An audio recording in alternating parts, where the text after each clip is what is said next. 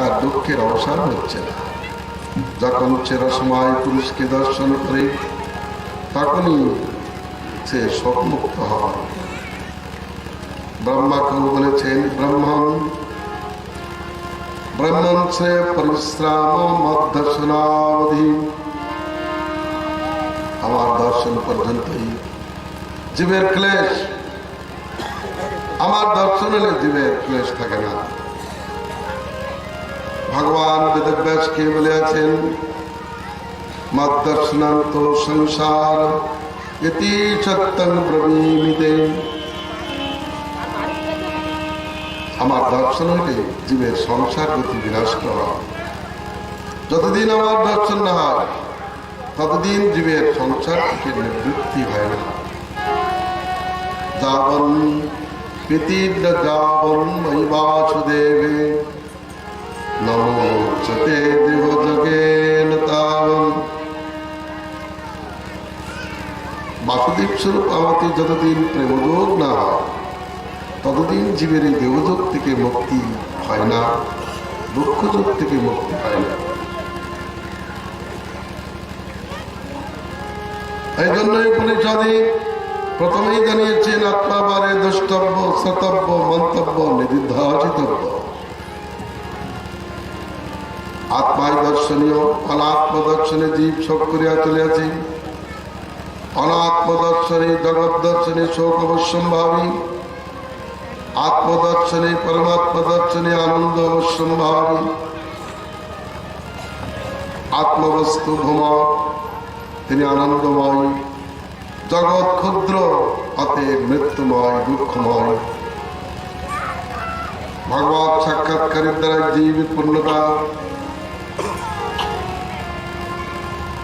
অতএব বললেন ভগবান, আপনি নয়ন গোচর হলেই জীবের সমস্ত ক্লেশ বিনষ্ট। ভগবান তাকে বললেন, হে ব্রাহ্মণ, জীব জাতিকে অনুগৃহীত করিবার জন্য আমি ভুবন পাবন মুনিবৃন্দ সহ এখানে উপস্থিত আছি। এদের পদধূলি পরম পবিত্র, মৃন্ময় প্রতিমা, তীর্থক্ষেত্র, জলময় গঙ্গাদি এরা বহুকাল দর্শন স্পর্শন সেবার দ্বারা পবিত্রতা দান করে। কিন্তু এই মহাত্মঙ্গলে দর্শন মাত্রই জীব পবিত্র হয়। ব্রাহ্মণ জন্মের থেকেই শ্রেষ্ঠ। আর যদি বিদ্যা তপস্যা যুক্ত হয় তাহলে তিনি সর্বোত্তমান। ব্রাহ্মণ অপেক্ষাও কাহাকে আমি শ্রেষ্ঠ মনে করি না। আমার এই চতুর্ভুজ দেহ হইত ব্রাহ্মণের দেহ অতি প্রিয়। আমি সর্বদেবময়, ব্রাহ্মণগণ সর্ববেদময়। জ্ঞানা জানিয়ায় দুষ্প্রাজ্ঞগণ পৃথক বুদ্ধিতে তাদেরকে অবজ্ঞা করিয়া থাকে। সেই ব্রাহ্মণ অবজ্ঞার দ্বারা আমার প্রতি অবজ্ঞা উপস্থিত হয়। অতএব আমার প্রতি যে শ্রদ্ধা আছে, এই শ্রদ্ধা দ্বারা এই ঋষিগণকেও পূজা করুন। যথাজ্ঞা বলিয়া সুতদেব তাদের অনুষ্ঠান করিলেন। অর্থাৎ তিনি প্রথমে ভগবানকে নিয়ে ব্যস্ত ছিলেন। ভগবানের সঙ্গে যারা আছেন তাদেরকে যে ভগবানের ভাবে পূজা করতে হয় সুতদেব এটুকু জানতেন না। অনেক সময় গুরুদেবকে নিয়ে সব ব্যস্ত থাকে, কিন্তু গুরুদেবের পার্শ্বদের প্রতি তত সমাদর করেন না। এইরূপ কার্য দ্বারা গুরুদেব সন্তুষ্ট হন না বা বৈষ্ণব ধর্ম পূর্ণতা প্রাপ্ত হয় না। অনেকেই ভগবান নিয়ে ব্যস্ত থাকেন, ভগবত ভক্তের প্রতি উদাসীন থাকেন। কিন্তু ভগবান বলেছেন, আমি যেমন পূজ্য আমার ভক্ত তেমন পূজ্য।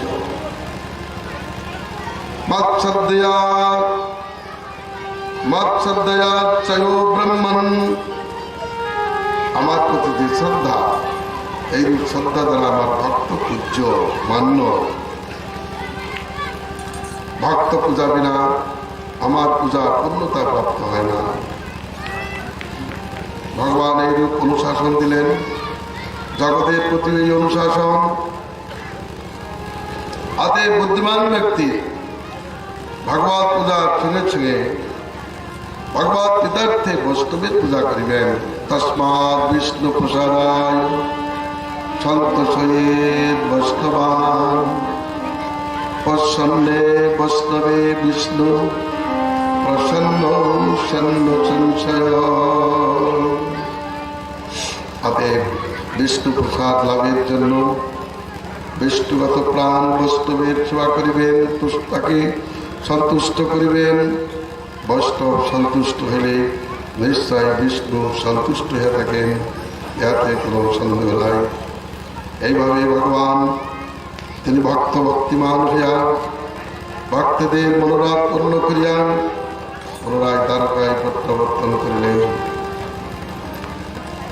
মহারাজ পরীক্ষিত প্রশ্ন করিয়াছেন, বেদ ত্রিগুণময়, ভগবান তো নির্গুণ, ত্রিগুণ বেদ কি করে নির্গুণ ভগবান উদ্দেশ্য করিতে পারেন?